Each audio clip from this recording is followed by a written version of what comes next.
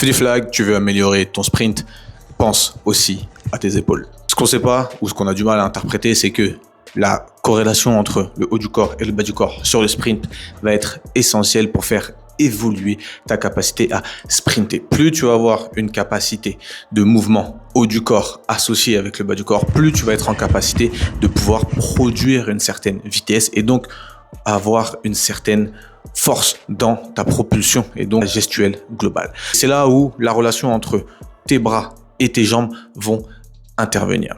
Plus tu vas avoir une capacité à bouger tes bras rapidement, plus tes jambes vont avoir une capacité également de bouger rapidement.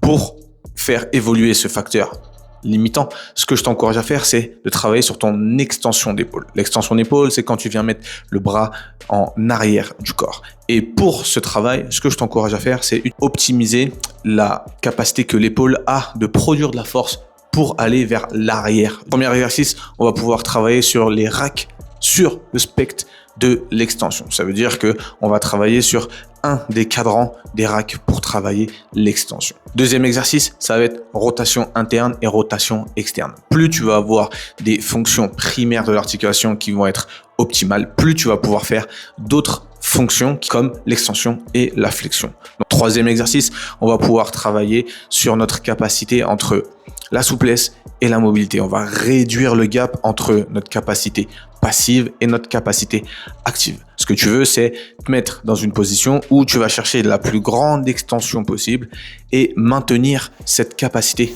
activement, c'est-à-dire avec le cerveau, pour maintenir cette extension à nouveau.